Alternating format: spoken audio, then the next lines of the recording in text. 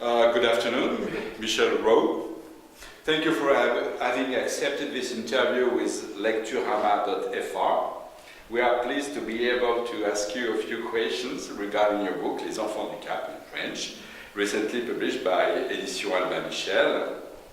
My first question, why was it so important to you to write about South Africa?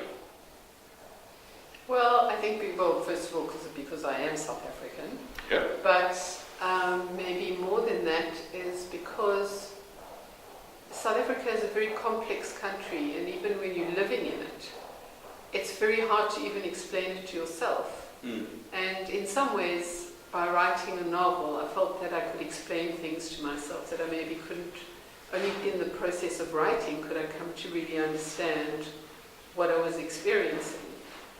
And I think one always writes, in a sense, to make sense of one's experience or one's consciousness of the world.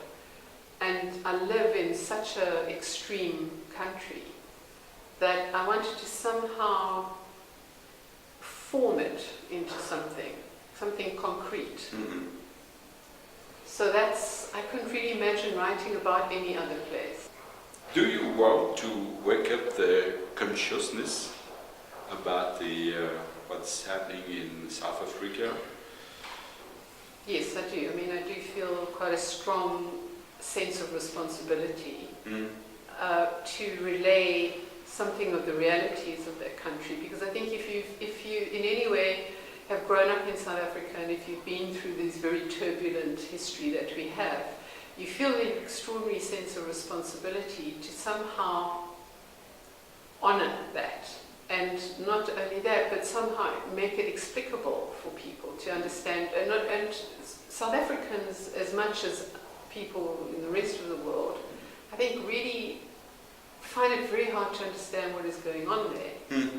And because it's so extreme, and one doesn't always know where to place it in any kind of context, you sort of think, is this what life is meant to be like, so extreme, so absolutely absurd?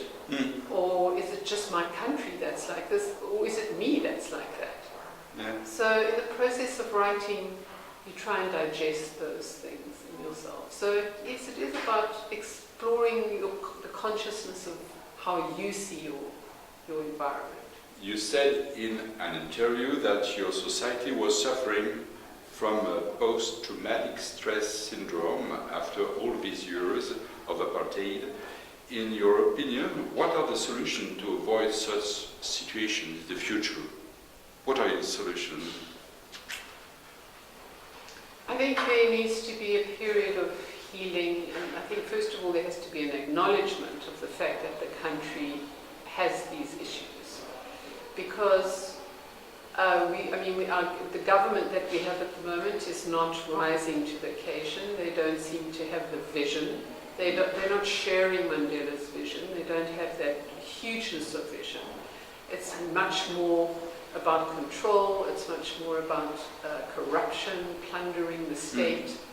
They don't have that extraordinary humanity in the way that they're seeing the country. They don't understand, in a sense, or they don't choose to understand what is really happening within the people's psyches.